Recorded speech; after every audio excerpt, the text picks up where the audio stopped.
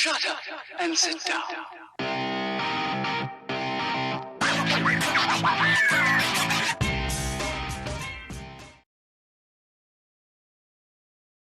Welcome back, everyone. This is episode 5 of the Resolute MXB Track Builder Helper series, where I'm going through my app to show you how to use it to build MXB tracks. Last time we left off on the lighting and shadows. We showed how that was used to get your sun direction and your shadows for when the shadows are built.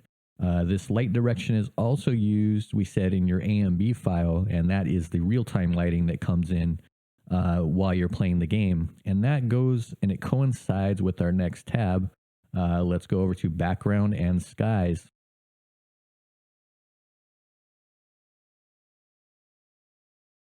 Quite a few things to look at on this screen, mostly just repetitions of each other.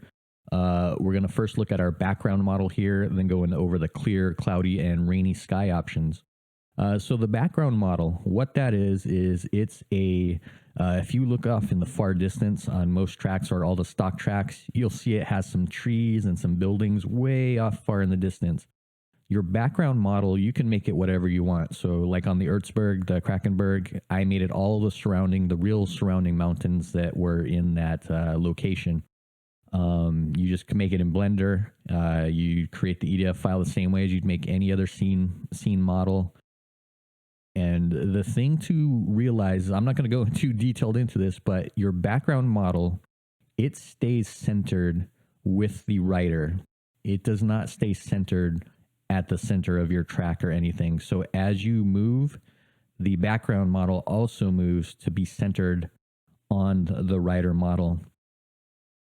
So you just got to be aware of that. You can't accomplish some things that you would like if you wanted to put that model directly as a surrounding things to match up to the terrain on your map file. It doesn't work that way. And it also, the game blows up the background model to make it look really big. So you need to play with your scaling on that model to make it look okay. That being said, though, it's very simple. And the thing to know about this, though, the background model, it lives inside. Let's look at the example track. The background model, the background EDF, you can name it whatever you want, but just this example track has it as background.edf. It lives inside of the build folder, your track build folder. So it gets deployed with your track. It doesn't get built into the map file like all of your other models that we have looked at in the previous videos. So just be aware of that. You can drop it into, so if you remember on our example track, we have a models folder here. It doesn't live in there, remember. So when we import it, it's going to go into our build folder. So let's go ahead and do that now. We can also import it from an existing, if we look at this, we can go to here and we can import it from the AMB file because it's set in the AMB file. Let's take a look at that really quick. Take a quick look at that in. So right here, your background model is set in your AMB file, and that's it right there. So just drop that. We're going to select that, import it, and all that's going to do is background model, sky model, color, sun direction have been imported from the AMB file. Actually, I just showed you what you could do. You can import all of your colors from an existing AMB file. So I just imported from the example track. This tool uses all the default settings from the example track anyways, so the colors didn't change. But if you happen to have a track where you really like the colors that you used for your skies, you could import it and then you don't have to manually set everything. All right, so anyways, background EDF is set. Let's take a look at what that looks like in the game. So we're just going to build all and copy to the mods folder on build all so that we could view it in game. I think we'll just do it in, I can't remember if it shows in map view. Let's look at that. So let's build all. All right, and just a note, we went ahead and built our map file, but I forgot, when you are adding the background, again, it's not copied into your map. It's not built into your map file itself. It's just deployed with your track. You do not need to build it every time. So if you're modifying your background, you don't have to you don't have to build every time. You can just modify your background EDF, build the EDF, and then just start the game or start map viewer again, and it should be there. So let's take a look at map view and see if it is indeed loaded in.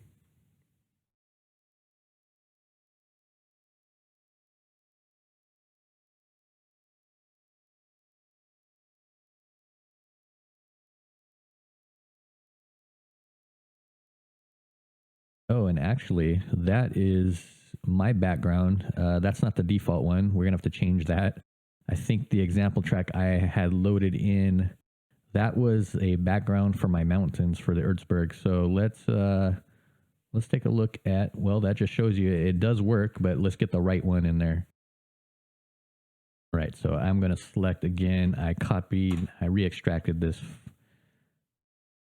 from the example zip. So now we should have the correct one. Let's overwrite it because it's asking us, it already exists. So let's overwrite it. Yes. And let's go back to map view and let's make sure that the actual correct. And there we go. That is the background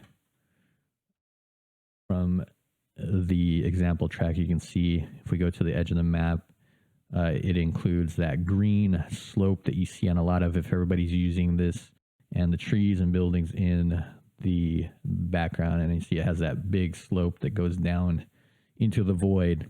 Anyways, that just shows you, and that's a good one to use if you're just, this is your first track and you don't have anything. But again, it's really easy to make a model of the surrounding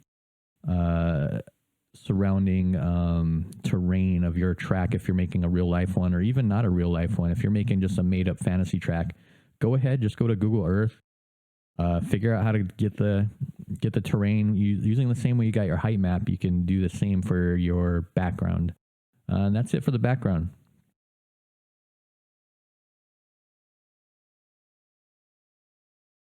All right, so let's now take a look at the different skies.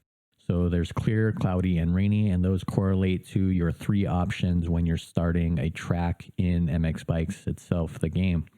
Rainy, well, let's just quickly talk about the different ones. Usually the clear sky and cloudy sky, they're not anything different except for the sky domes. People add a little bit more fog maybe. The colors are a little bit more muted for the cloudy. Rainy, a lot more fog in the game. That puts the rain effect on your lens coming down. Traction is affected somewhat, and it will also, remember, for rainy skies, if we go back to our textures, if you set a wet texture, so this texture layer 4 has a wet texture set, it will load that texture when it's in the rainy mode instead of your original texture that was set. So, well, this one's set to sand and both.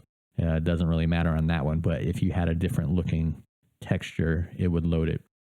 So, okay, let's go back to that and let's take a look. So let's take a look at our AMB file again, and we notice we have, you have these percentage values. These are a percentage of 0 to 255. Those are the min and max for each RGB color.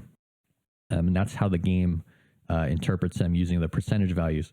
Those percentage values, without using an online calculator, are just a pain to get. In most cases, you're always going to find a hex value or the RGB values between 0 and 255.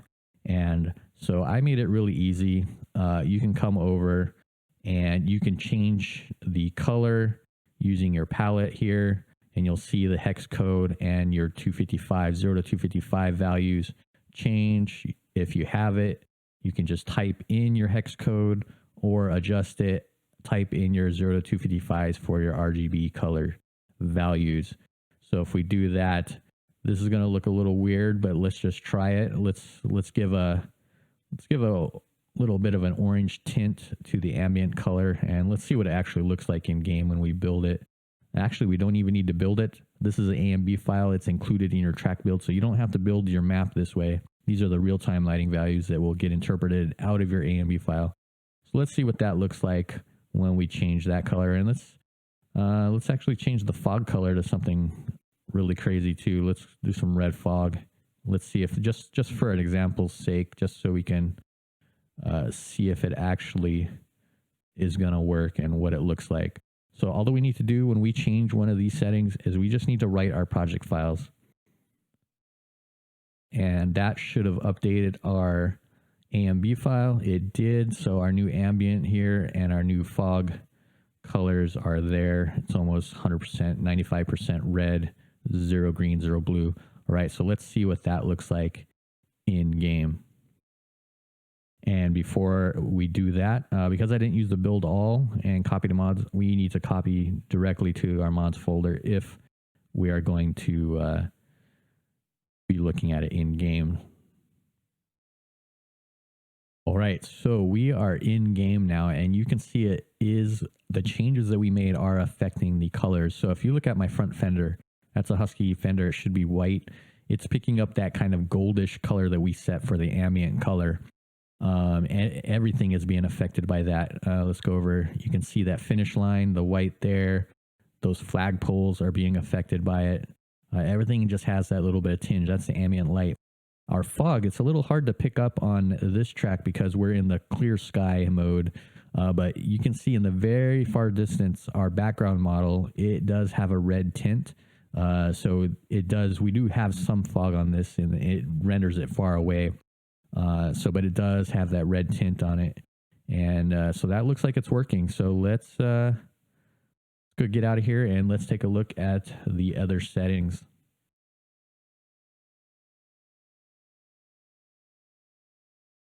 All right, so next up is our sun color. Now, I'm gonna have to experiment with it. Let's make it a weird color. Let's go with blue, a dark blue, or now let's go with even this pink color. Let's see what happens. I believe this is the light that we're gonna see kind of coming from the sky or the sun direction a little more. Let's see how it affects the colors on the game. So let's go ahead and we need to write our project files and then copy to the mods folder. And all right, well, now we can see what the sun color does a lot. I mean, it's working with the ambient and the sun color settings, and it just gave everything. We have our pink tinge now. Kind of looks like we're on Mars possibly. And there we can go. You can see the white still is being affected by the ambient color. So those letters right there, those numbers, they should be white, but they're getting more affected by the ambient color rather than our sun color. Pretty interesting. So however the lighting system works, that's what you're going to see. All right, let's take a look at the fog now and see how that works.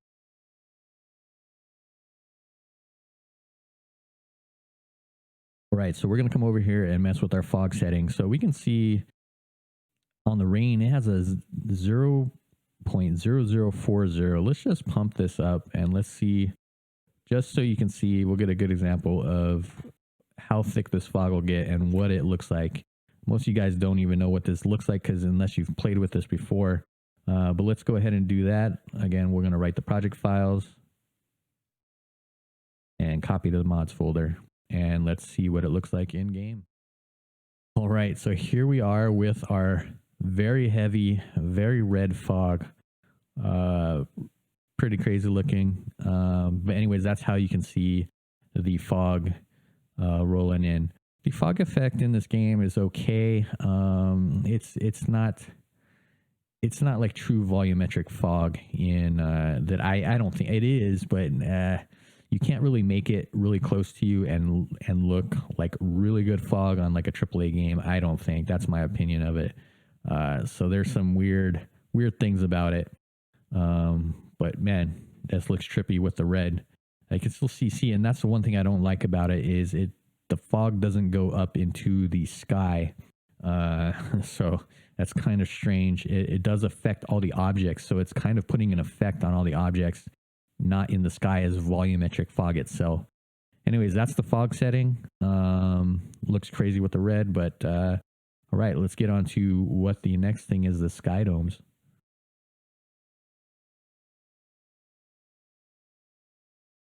Okay, I reset everything back to our default colors here. I just imported from the example track again. just so we could reset all of our crazy settings we did. Right, next, let's look at these sky domes. These are our different skies. And now if you notice, we have a couple of defaults here, and you'll see there's these toggles here.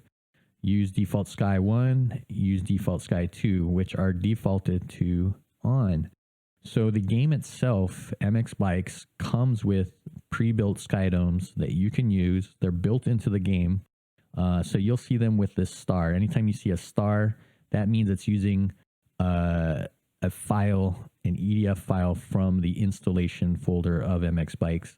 If you unpack some of the PKZ files in the effects, I believe, you'll find these EDF files in there.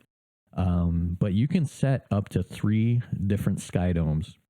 And then what will happen is each time you start your map, it's going to pick a random sky dome. So by default, there's 2 built in, and then you can add your own.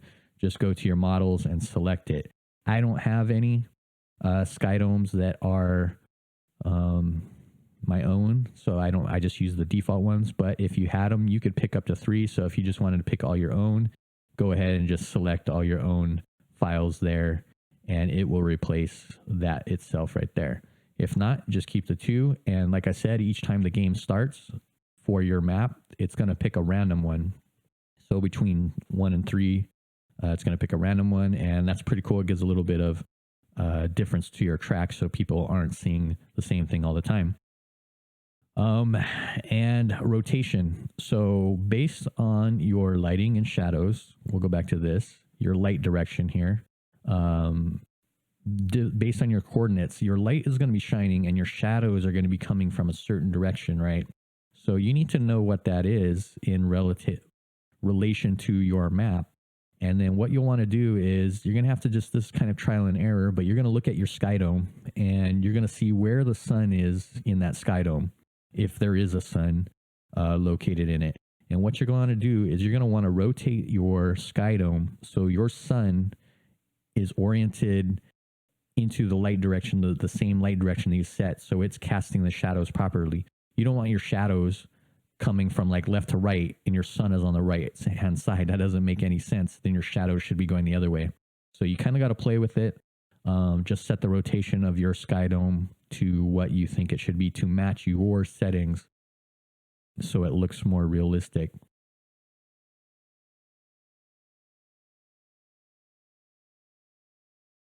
Sky color. This is not set really in the example track except on, I believe it was only set on the rainy. So I talked to PiBoSo about it and he said, yeah, all the stock tracks should be set with the sky color.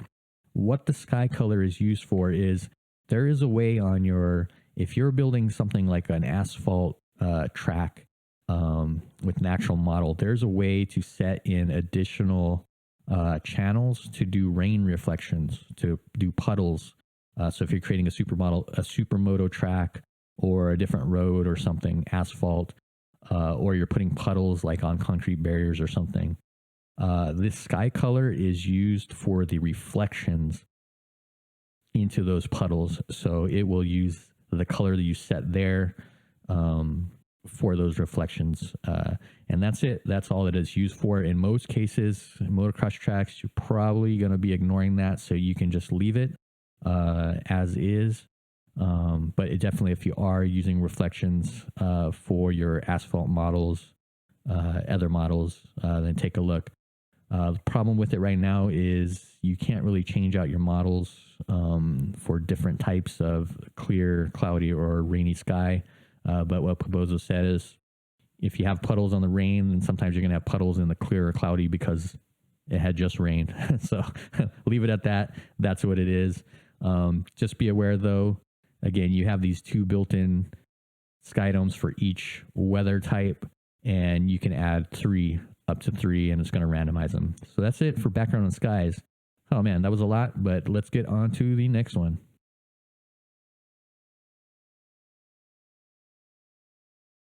All right, so next let's look at the dirt and graphics effects settings, the GFX settings. So this file, what is it's equivalent to when you build your track files? It creates this gfx.cfg file. So let's go ahead and look at that in Notepad. And really it's just setting the dirt color, particles, and let's go over what that is right now. So the dirt color, same thing as their background and skies. You can change your color here.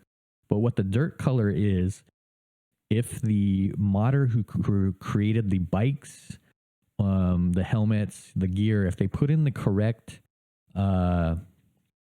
settings into their gear or the bikes, the dirt color, as dirt gets accumulated onto that layer of the bike, it'll use your dirt color for your track. So you'd probably want to pick a dirt color that predominantly matches the color of the main color of your track's dirt. In some cases that's hard. You know, tracks have a lot of different colored dirts. Like for Krakenberg, I had so many, but I just picked a random one that kind of matched everything. So hopefully that works okay for that. Again, this, I'm not going to go into it because I'm not a bike modder. I don't build gear or different models for the rider.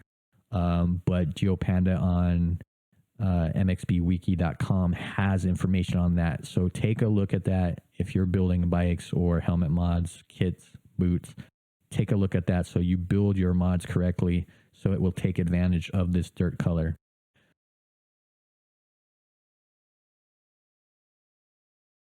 All right, so these other ones, these are equivalent to your different materials: soft soil, soil, compact soil, sand, and gravel.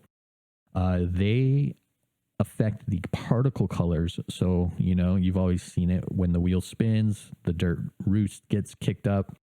You can change the color of those to match the color of what your, so our soft soil, we're going to make a little darker brown. So as that roost gets picked up, it would be more of that color there than what the default is. And that's all that it does. It affects the roost color. These bottom two for grass and rock. Unfortunately, the game right now, PiBoSo said, does not do custom particle colors for the grass or the rock. So I left them in the game. They're disabled, so you can't put it. And that's just, I'm hoping that they'll be fixed for beta 15 maybe, because I would like to change the color of grass. So everybody doesn't have, I forget what color it is. It's almost like a brown color, I think, that comes off the grass also. But I would like to be able to change that someday. So anyways, that's what that is. It's very easy on those, not much to do.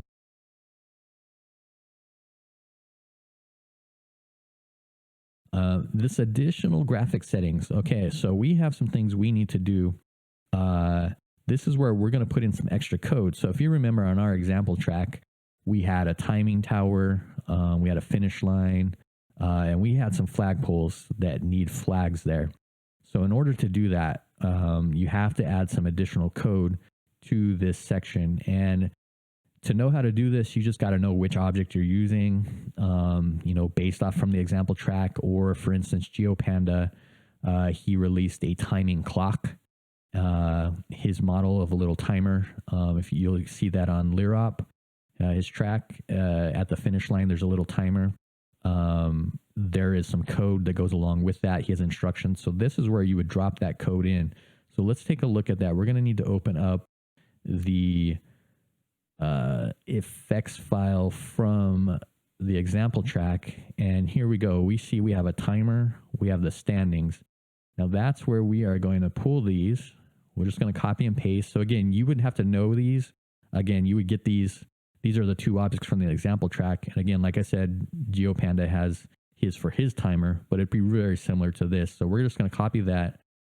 We're going to come over into here and just paste it in. There is no validation on this code because I don't have any idea what you're using or what the purpose is for all of these. So if you mess this up, you're just going to have to come in and figure that out.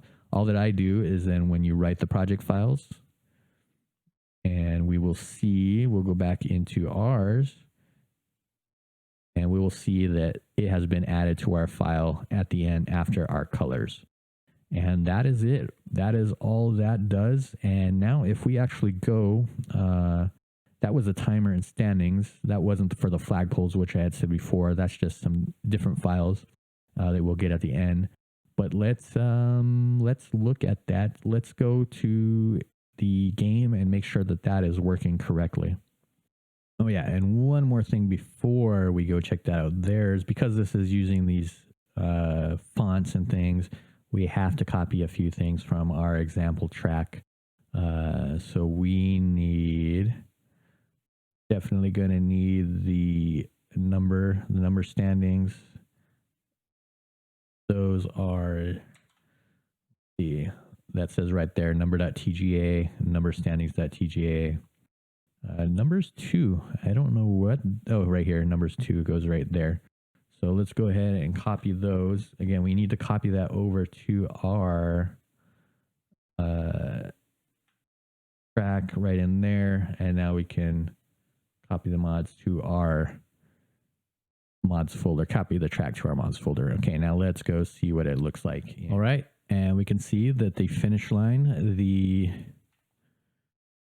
timer is working now. So that is there. And we look at the standings pylon. The numbers are now working at the top of it.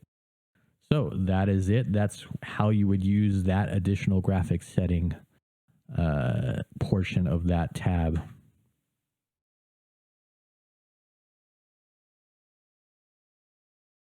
Now sounds, we can import from a file again.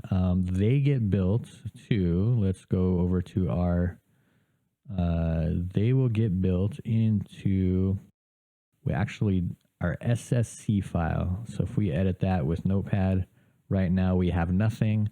We want to add a sound.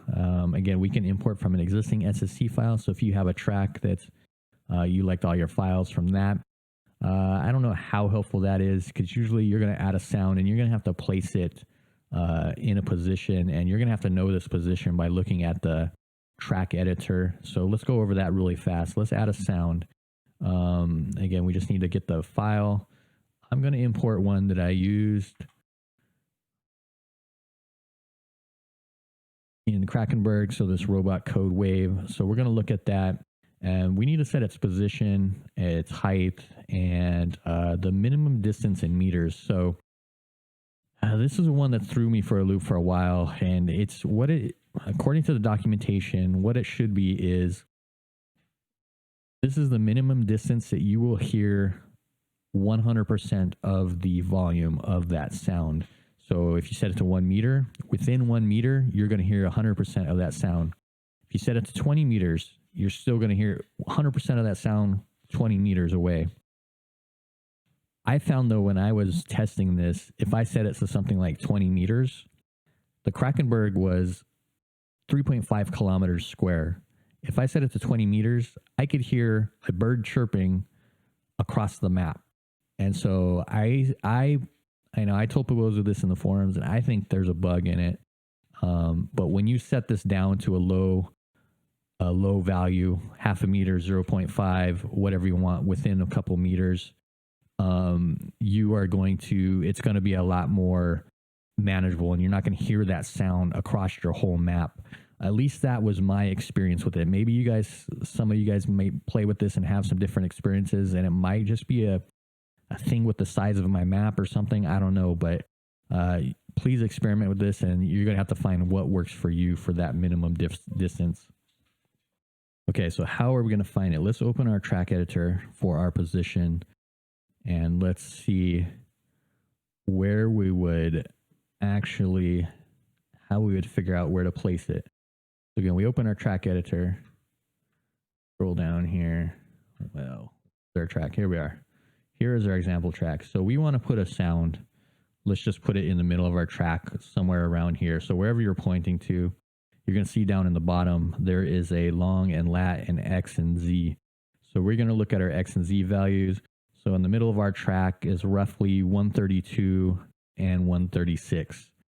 So let's go back here, 132 and 136. Now the height, the position, we can put it high. So 0 would be probably the lowest part on your track. So as your elevation goes up, this track is only 2.2 meters tall to the tallest jump. So we can leave it at 0. That's fine. And let's just put it at 1. We'll just say it's 1. It's going to center at 1 meter off the ground. And our min distance is 2. So let's see how that sounds, we're just gonna write our project files, copy to our mods folder. Since we didn't do a build all, we didn't need to. Again, this is an external file from your map, so you don't need to build all every time just for this one. So let's go and let's see what that sounds like. This sound effect file.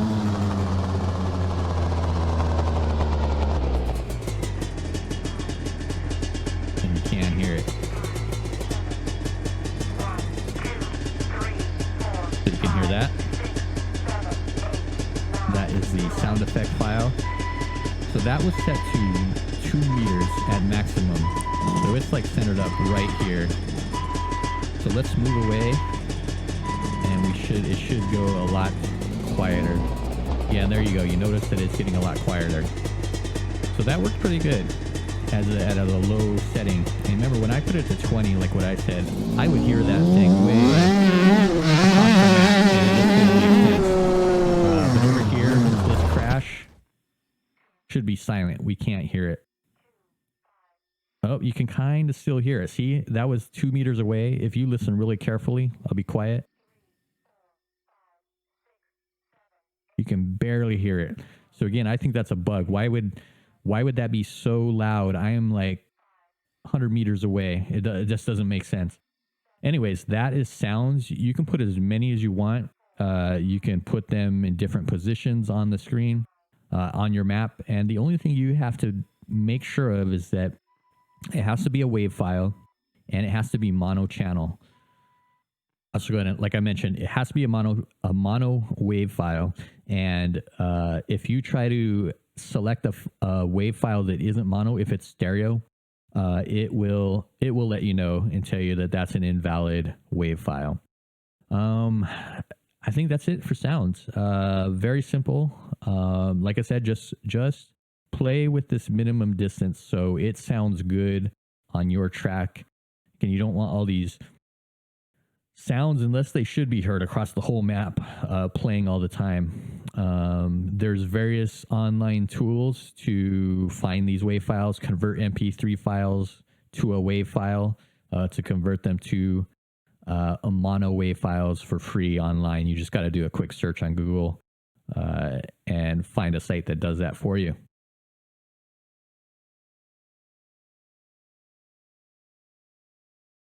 All right, and last but not least, let's look at the track info page. The track info page, you do the settings. This is equivalent. What this screen will do is set up your, I'm going to call it your track INI file. So let's look at that. If we look at your INI file, this is the information that gets loaded by the game for the menus, and when you're at the track, looking at the track info. So again, let's look at that real quick in game to see what we have right now. So if we look right now, we have example track. We don't have any track info. Nothing is set. We don't have any images. And again, that's also what's shown in the server browser when you're looking in the world screen to play multiplayer. So let's take a look at what we need to set up. The short name, I personally don't know where this is used. I always just use the exact same thing. If anybody knows where that's used. The length is found. So if you go down to track editor, if you open your track and track editor, it's the length of your center line. So you can get that here. I'm just going to round it up 335 in meters. And the altitude is not used by the game right now. There are thoughts in the future that it could be used for something. Most likely that would be used for performance of the engine, depending on the altitude. So if you're at a very high elevation, the power of your bike will probably go down. So if you're making a replica track, try to set that to the correct altitude that your track is at, or what your fantasy track you think is at. If you want it to be at sea level, fine, just put 180 up to 100, whatever you think is close to where your track should be. So this track is, well, we'll just say it's at 500 meters elevation. Default event laps and reference lap time seconds. I honestly don't know if these are used by the game at all. But you can just put that in. Potentially that's used. Let's see what it might be used by when you're setting up, when you're hosting a race itself. It might just default to that. I don't remember. Reference lap time. This one will just do 33 seconds. Now a track image, the track image and the map image. Now this is a little different where they, man, I want to say they don't even have to be powers of 2. Now this is the only place in the game. Now let me check though real quick. Yeah, so if let's open the track image from the example track and just look at the dimensions of it. I don't believe it has to be a power of 2, and these are the only 2 images in the game when you're creating a track that don't have to be a power of 2. Kind of weird, but that's what it is. And then let's look at this in Photoshop. Yeah, so if we look at this, it's 800 by 800, and I remember what one of the devs told me, that it just has to be a rectangle. It can be any dimension you want. It just has to be it has to be a square. 800 by 800 is what the default one is, but you could use 500 by 500, 524 by 524. Does not matter as long as it's a square, equal dimensions, height, and width. All right, so we are just going to go over to our original example track and copy those. So our track image will be there. Do that, and also our track map. It doesn't have to be a track map. Most people will put a track map in that second one, but like for instance, Krakenberg, I put just additional information about the track. So we'll just do that there.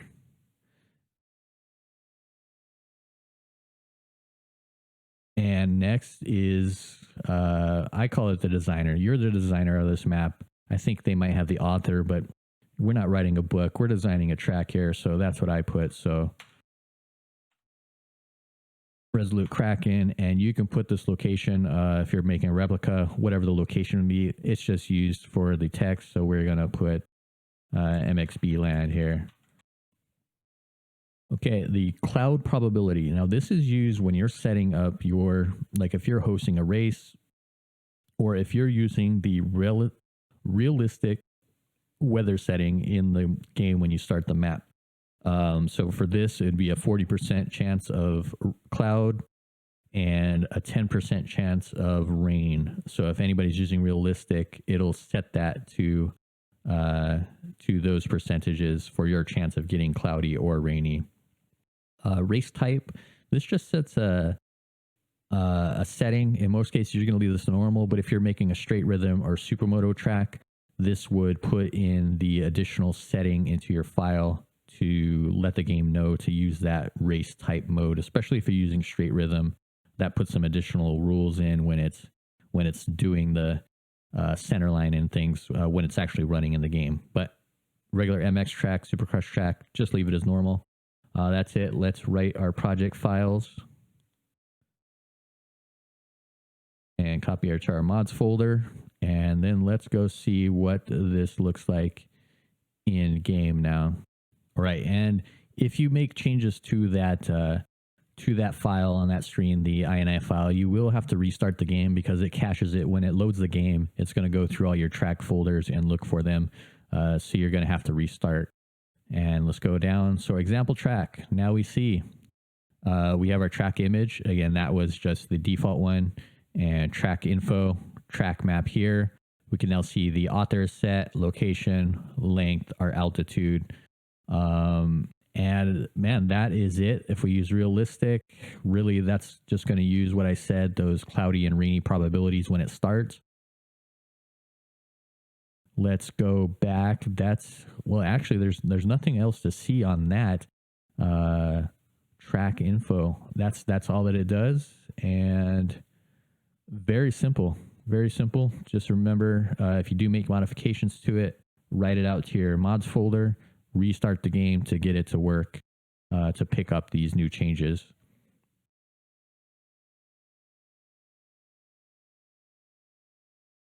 Right, guys, that pretty much wraps up anything you can do in this tool. There's probably a couple files that I don't manage. There's some for like if you have rotating objects. There's layout files that you can build, but those files you can build yourself, or you're going to have detailed. There's a very simple, specific use cases for them that I'm not going to handle in this, and I wouldn't be able to really manage them anyways. You can do them through the PiBoSo tools in most cases. So we built everything that we needed for the example track to get it working. There are some additional things that you would want to copy out of that track folder, the example track folder, if you want it to be totally complete. And again, these are things that you would be doing with the PiBoSo tools. For instance, there's these check left and check right files. There's a min and max race files. Those have to do with your checkpoints and using the off-track masks for your long resets. We also have, if we look here, this is the object for your flags. We would need this for your flag, for those flagpoles to get done. We mentioned this before. You would copy in the gate. This is your starting gate.